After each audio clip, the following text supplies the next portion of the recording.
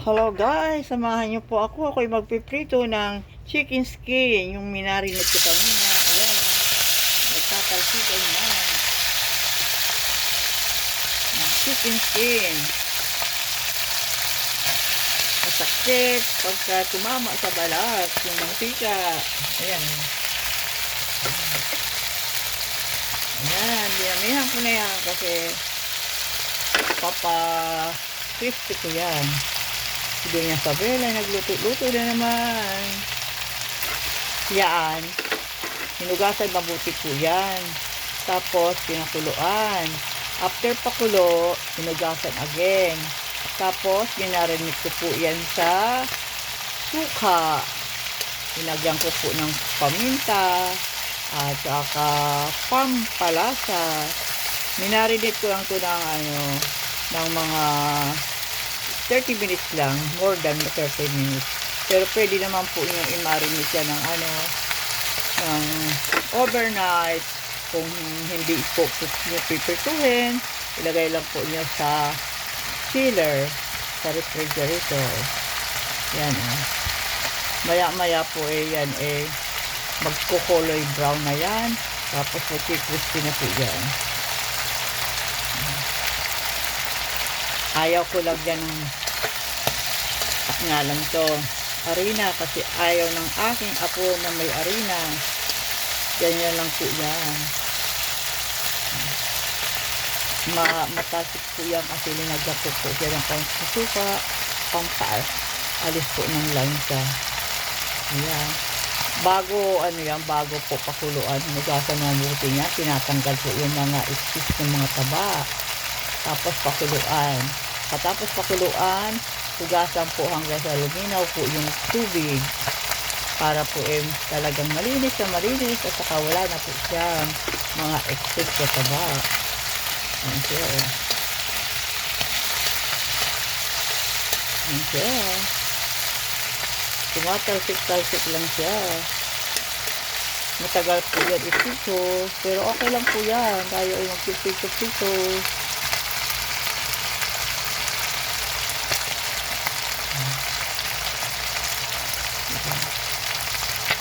Yan. Pagka golden brown na po yan, nangangahulugan ay siya ay crispy na. Ngayon, hindi pa po siya crispy. Matagal po talaga magprito yung ganyan. Kasi hindi natin pwede lakasan ng apoy. Kasi masusunod po siya, hilaw ang loob. Sunog na yung labas, pero yung loob po niya hilaw pa. Kaya hindi po natin pwedeng agarin ang pagpiprito niyan. Ayan, tumatalsik po siya. Hindi natin pwede ilapit ang ating cellphone.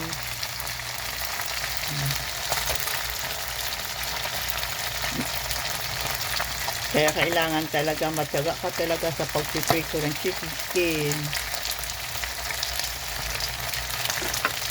Halo-haloin natin. Pero mukhang yun ang dami, diba? Ngayon kakaunti na lang siya. Kanina madami yan. Ngayon kakaunti na lang.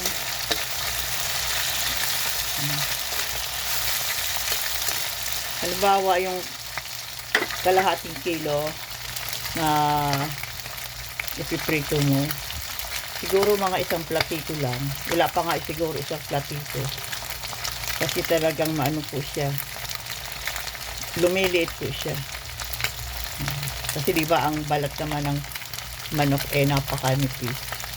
Yan. Para hindi pong malansa, hugasan yung mabuti at saka pakuluan po natin muna. Ganun po ang ginagawa ko. Hugasan mo po mabuti tapos pakuluan. Pagkatapos ng pakuluan, hugasan po na naman hanggang sa luminaw po ang kanyang katas. Doon na natin timplahan. Mamarinate po natin yan.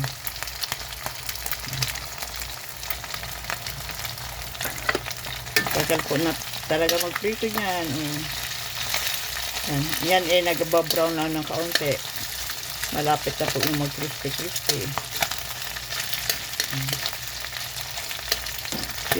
Crispy na po yan.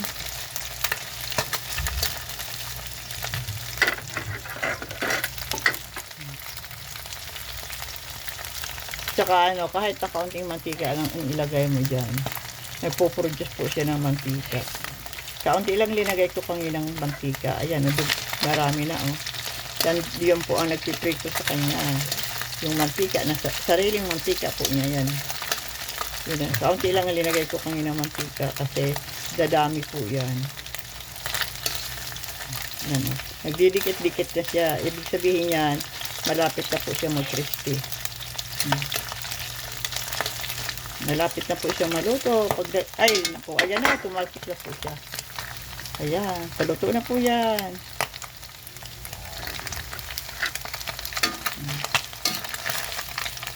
Ayan. Sign of ano na yan, crispy. Ayan. Crispy na yan, oh. Ano naman yan pag maluto na.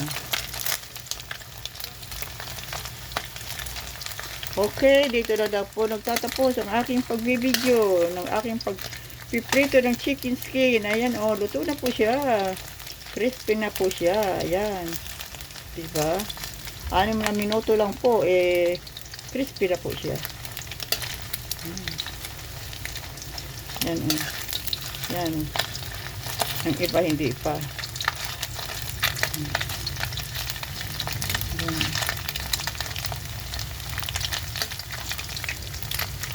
Sige, dito na po, mahaba na po ang aking pagbibideo. Dito po nagtatapos si Doña Isabel sa kanyang piprito ng chicken skin. Ayan, malutong na po siya. Ayan, nagdikit-dikit na. Sarap yan. Yan, oh, brown na, diba? Lutong-luto na siya, oh. Luto na si chicken skin. Pwede na po iulam, pwede na papakin. Maraming salamat sa panonood. Bye-bye!